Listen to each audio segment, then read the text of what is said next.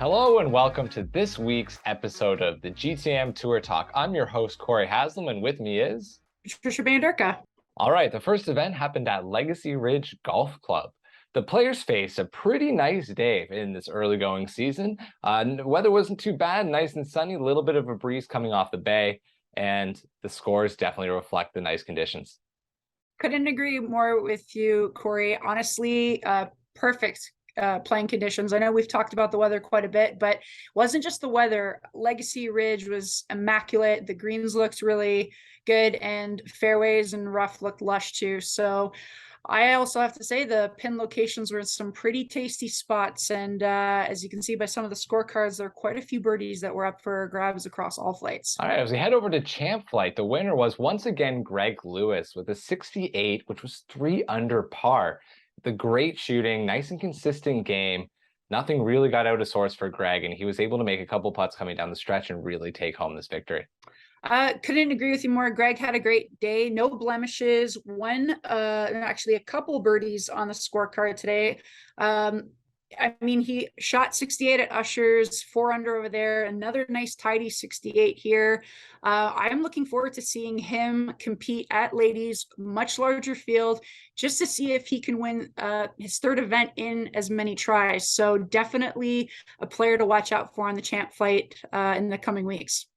Yeah, it's definitely something to see on the GTM Tour, being under par for the season. Definitely. So, and he was 11 shots clear of the next competitor. So, like I said, with a much tougher field coming up for him at Ladies, I'm curious to see just exactly how he'll do over there.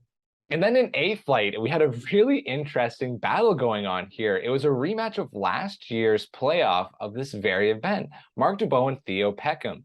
Unfortunately for Theo, wasn't able to come out on top this time. Mark taking it with a 3-shot victory, shooting a 3 over par 74 for the event. Interesting, when Mark came through to scoring, he was 4 over after 6 holes. And you're probably thinking, okay, I might finish in the top 5, but he almost turkeyed the last 3 holes. He narrowly missed a birdie on 18 to shoot 3 under on total on 16, 17, and 18. It would have been quite a way to finish. Back-to-back champion there. Felt bad for Theo. You would love to see him win at his home course, but I have a feeling there's a win not too far in the distant future. Yeah, if you knock on the door, you probably will bust it down, especially if you have the size of Theo Peckham. Absolutely. But we'll see. You're queuing up something that could happen next year. We'll never know, but I'm curious to see how B Flight happened. All right, yeah, heading over to B Flight, we had Jos Verschuren shooting a 12 over 83. This is kind of a common score here today, as we'll see in C Flight, but yeah, it's a pretty good score, all things considered. Yeah, and he finished 3rd place a few weeks ago at Timber Ridge. So, you know, just to have him come on out and play, and I think probably what was his 3rd event of the year, I may be wrong on that one, but have them come out with a win, 2 shots clear of Mike Wolf. Sigh of relief when he came to scoring. So it's nice to see him capture his first win of the season. Maybe there's more. All right, and getting it done back-to-back, Joseph Avila in the C Flight also shooting a 12 over 83. With a 4-shot victory, Joseph really came out and dominated this event. Couldn't agree more. 2nd win of the season, too. He's just been playing really well. So to see him capture another title was no surprise there. Just seemed like, you know, cool, calm throughout the entire round. And I have a feeling that it's just the start of his season 2. Who knows what else can be accomplished by him? I'm hoping for great things, and maybe there's a promotion in the near future as well. We'll see. Joseph's really seemed to unlock something with his game, playing really steady fairways, greens, and not having to rely as heavily on the putter as he might have in the past. Also true. And again, I think maybe he's worked on his game quite a bit. He just seems more at ease when he's out on the course. Yeah, the mental game's definitely taken a step, and C Flight might be a little worried about that. All right, and finally heading over to Open Net Stable for Dick Freeborough, getting the job done with 32 points. That's a pretty sizable win, winning by 4 in ONS. It's also his first win of the season. Always love seeing Dick out there and playing as well as anyone else. So I like the win. I like to, he was up against, he had Mike DeFlorio and Dave McLaughlin a little bit behind him, but it was great to see Dick capture this one at Legacy Ridge. Yeah, it's always cool when a player can almost shoot their age on tour. Yeah, exactly. So let's see what else he'll do. Second event of the week, heading over to Cobble Beach Golf Links, and boy, did it live up to its name. The winds were whipping with some holes featuring wind gusts well over 50, 60 kilometers per hour, and boy, did it bring players to their knees as some really struggled with the wind. Not gonna lie to you, Corey, when we showed up in the morning, it was overcast, it was cold, toques were getting put on, gloves were going on. You don't know what you're gonna get when you go to Cobble. You're right on Georgian Bay, but the sun came out, and while it was still a little cool, at least it gave a little bit of reprieve to our golfers out there. And on the second day of a back-to-back, those who played at Legacy were going to be in for a bit of a challenge at Cobble, because they're two completely different courses, but both amazing altogether. Yeah, like starting off with Champ Flight and Colin Labadie shooting a 2 over 74. It's an impressive round, especially given the wind, but just 2 lone bogeys on the entire thing and rest pars. Ironically, it's how he started and how he finished. He took a 5 on the or on the first hole, and he made bogey also on 17. Sorry, so not quite bookends. I thought it was 1 and 18, but bogeyed 17, which is a tough little par 3. It doesn't look difficult, but when you have that view in the background, and then to recover with a nice par there on 18, shooting that 74, especially like we say in this case with that whipping wind blowing around, amazing performance all around. And some of those holes were playing really difficult. Yeah, and let's head over and hear from Colin about his round. It was a miracle that I made it out alive. It was cold, it was windy, but it's a beautiful course. I played really well, somehow scraped it around, no birdies, 2 bogeys, and managed to scrape out a 74 for the win. So yeah, really happy. Couldn't have said it better myself, Colin. What a win. All right. And then in A Flight, flipping the script from the previous day, Theo Peckham getting it done with a 6 over 78. He finished early on in the day, had to leave and come back to accept the trophy. I know. And when he got that trophy with his little one in his arms, you know, it was tough go for him at Legacy Ridge. He couldn't win on his home course, but to see him capture the title at Cobble, whatever happened the day before didn't matter. He got the victory, and deservingly so too. It's a good thing he posted that score, because there are 2 players just 1 shot back, and it was looking dicey for maybe a playoff with absent Theo coming down the stretch. And you know, he would have had great competition with David Alusis and Vishav Mann. So congrats, Theo, on a great win. You definitely deserved it. B Flight, Marek Driga getting the job done, 9 over par 81. Again, it was coming down tight at the end. It looked like maybe there was going to be a playoff. Marek really buckled up those bootstraps and got the job done. Yeah, those watching at home or even watching in the clubhouse were wondering what he could have done to force that playoff with Roland and Mike, but you know, probably didn't want to finish with a double bogey on that par 5, but it was just enough to get that 1-shot victory over those 2. So no playoff. He's breathing a sigh of relief, and 81, great score at Cobble on a day like that. Yeah, with such a large B Flight, there were definitely a lot of scoreboard watchers for what felt like hours as they waited for the field to come in. Marek coming in one of the last few groups. Well, good shooting, Marek, and we know that you got a few more events coming up soon. So let's see what happens next for you. And then in C Flight, he's on a roll. Joseph Avila getting it done in a playoff over Jeremy Spiteri. Both of them coming in and posting impressive 12 over par 84s. What a playoff this was. And I mean, I don't know what to tell you. If I didn't watch it unfold, I would not have believed you. They went firing on all cylinders. They were forcing each other. Both of them crushed their drives on one. I mean, and made clutch putts. They were putting the pressure on each other. Each had a respective caddy, so they had somebody in their corner helping them out. But you watch them go to hole number 2, just you wouldn't think that they were in C flight, to be perfectly honest. And when they got to that third hole, I honestly thought we were probably, if we had the daylight, if it was warmer, we could have gone 18 holes with these two. Yeah, it's like it would have been like that old school US Open playoff, going the whole course again. But realistically here, it was a battle.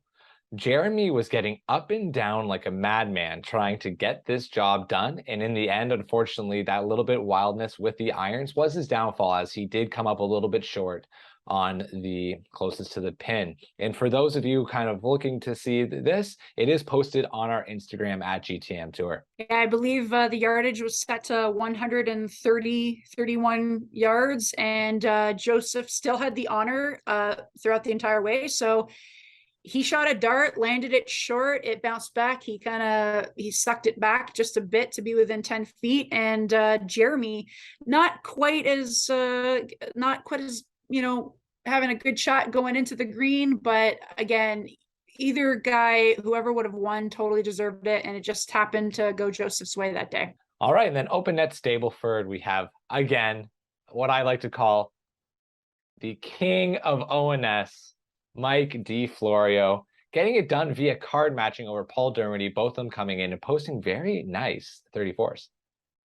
Another win for Mr. DeFlorio, as I like to call him on tour. But Paul there too, you know that they're going to get multiple wins out there. And with Tony Pipetti just one shot, who knows what else could have happened. But honestly, that was an exciting point watching to see too, because you never know who's going to take it at the end once all the scores get entered. Yeah, I think we're shaping up to have maybe one of the tightest races we've had in Open Net Stableford. All right, heading over to the RX Jewelry Classic at Barrie Country Club. It was a great day. It was definitely a lot warmer without all the winds that we saw at Cobble. It was a great day, and scores are definitely going to reflect that. I was not at the event, but a special thank you to Savad Kacharian from RX Jewelry for putting on an amazing event.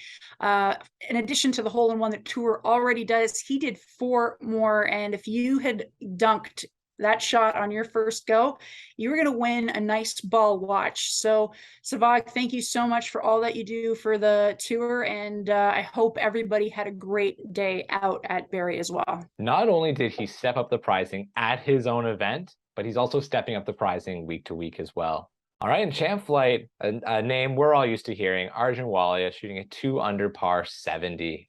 Always cool to see the red numbers.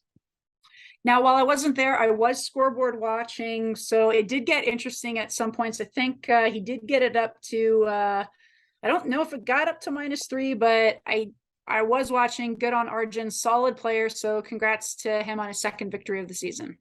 All right, in A Flight, we had an interesting situation as Jeff Van Noort did take the playoff over Kip Phillips. However, we didn't get to have a playoff. Unfortunately, Kip did have to leave ahead of time. This does happen from time to time, but we always remind, if you can, stay back, watch, because you never know what's going to happen. Kip posting this score rather early on in the flight. Unfortunately, wasn't able to stay, but congratulations, Jeff. You shot a great round. That's right, Corey. You make a good point. You never know. Just because you might think your score won't hold up, stick around. Anything can happen. You might be waiting around for an hour, but it's quite possible your number could be the one that forces that playoff or makes one happen. Not like we've been seeing all season long, where it is a battle of the last group every week. Jordan Beda came down and shot an impressive 7 over 79. He didn't want to look at the scoreboard, and I don't know, maybe that did help him, as he was able to get the job done, winning by 1 in B Flight. It was an incredible performance, and a lot of fortitude coming down and shooting a great score. To see Jordan back on tour, he's usually at quite a few events by this point, but we're hoping to see him at the next few. So Jordan, congrats on your first event of the season and also your first win. And then in C Flight, it's like deja vu. It's like Groundhog Day. Joseph Avila putting 4 up in a row. Not even just his starts in a row, 4 straight events. C Flight's probably pretty happy that with this, he did earn enough battlefield points to move up with an automatic elevation to B Flight. Congratulations, Joseph. I wasn't there, but I mean, a one-shot victory over Ryan Duclos, two over Charles Murray. So good on you. Good luck in B flight. We'd love to see what you can do there. And I'm sure there's a few C flight guys who are just saying, hey, I got a shot now. And then it opened at Stableford. Dick Freeborough with his second win of the season. This was a tight one with not one, not two, but three tied with 35 points. That is a card matching nightmare. I am happy the back engine is taking care of that. You and me both, because it would definitely get a little bit awkward at scoring. But obviously, the tour team had a great day at Barrie. The players did too. Again, I know we can't thank Savag enough, but thank you so much. But there's another event that happened again, one of our, I think, last few back-to-backs of the year. I'm repping them. I'm wearing the Proud P for Puma. I also got their Matter Galapagos shirt on too. Corey, we went back to the Nest at Friday Harbor, quickly becoming a stop that the tour loves to have and our players love to go to. Again, I wasn't at the event, so why don't you break down what the players got to experience that day? Yeah, absolutely. So the course was in magnificent shape. A lot of players were calling these the best greens they had seen all year, and boy, did they need to be accurate. With most of the course playing as red staked, no-go zones, you had to be an accurate player getting the job done in the fairway to be able to come out on top at the Nest at Friday Harbor. Not only that, and Friday Harbor really is two courses in one. The first 15 holes, wide open, fescue, not a tree in sight. You get the beautiful shot of the lighthouse pretty much all around. Then you get to 16, 17, 18, and you kind of think, what did I just do for the first 15 holes? Now you got tree lined, you finish 4-3-4, and I mean, there was some good shooting going on that day. And again, I was scoreboard watching, and I am happy to see that Tony Mills is back in the winner's circle. Couldn't happen to a nicer guy. How did you do it? Well, it was definitely just a steady round with birdies coming up fairly often for Tony. The red numbers were matching his classic red shirt. We always know Tony's out there in the red shirt when he's playing well. And he was just able to get the job done. It kind of didn't feel in doubt the entire day as he went out in one of the first groups and kind of just held it until he was holding the trophy. It's saying something too when he got 3 shots over Arjun Walia. So Tony, so happy to see you win that one. A Flight also had some pretty good scores too. What happened there? There was some great fine shooting by David Elusis with 5 birdies on the card coming out of A Flight. There were definitely some great performances on the day. This was right up there with one of the best. It was an incredible flight. Came again, another tight one. That's been the theme this year on tour. Congratulations, David. Okay, and with Joe Davis and Andrew Cooch just 1 shot behind, congratulations, David, on a great win and a credible B flight round here. I'm looking at the score and just incredible shooting by our winner, Patrick Marciano. Corey, tell me, how did it go for him out there? Just, again, a round of a career on this one, able to go low and stay low for the entire round. Amazing. Congratulations, Patrick. And looks like Sea Flight also had a nice day too. I see a 82 from Jason Lawrence and also an 83 from David Tennant and Ryan Hunter. Tell me about how their rounds went. This one was a nail biter to the finish. At one point, we were looking at a potential 5-player playoff. It was insane coming down the stretch. We didn't know who was going to grab the trophy, but in the end, Jason got the job done. Yep. And to end up the round at the Nest at Friday Harbor, Kabir Kamal in the ONS flight, playing his second event in that flight, comes out on top with 40 points and a victory. Awesome. And Carl Thompson and David McLaughlin at second and third place respectively, but Kabir had a solid 6-point lead for the event. So Kabir, congratulations on your first one on the GTA Am Tour. All right, well, we have one more back-to-back this season before we have a much calmer June and July respectively. And I believe we're off to Kawartha next. I can't quite remember the name of the event. I think start blue, not blue tees. We already did that. No, Ah, it's the best tournament of the year, the Blue Juice Creative Cup at Kawartha Golf Club. Again, thank you, Blue Juice Creative. I know you might be my company, but it's the best place to get your photo and video work for your business. If you want to know how video can help you and your business grow, contact Blue Juice Creative and we'll be able to help you. and so close. I knew it started with the blue, but Corey, like with all of our tour partners, we are super grateful and very appreciative of all that you do. And there might be a rumor you might be sweetening the pot for the champions in each flight. Correct me if I'm wrong. For sure. We all know I'm out there taking photos of everybody on tour every week, week in and week out. And for this week, on top of getting a sweet trophy, you're also going to get a nice framed photo of you that's going to go along with it. What better way to remember your win at literally the best tour stop this year? I couldn't agree with you more. It's a really awesome gesture. And I know that the guys, in addition to having the trophy, which is really cool, will also have a nice memento, like you said, to commemorate the day. But we also have one more event on Tuesday out at Baxter Creek for the Baxter Creek Championship. So looking forward to being back there again and looking forward to what should be another great day on the GTM Tour. Yeah, Baxter Creek definitely had a lot of drama last year, whether it was chip-ins or shootouts. It was a great stop, and I'm looking forward to going back. Well, that about does it this week on the GTM Tour Talk. I'm your host, Corey Haslam, with the incredible Patricia Banderka. Keep your tee shots in the fairway and your balls out of the bunker. See you next week. See you next time.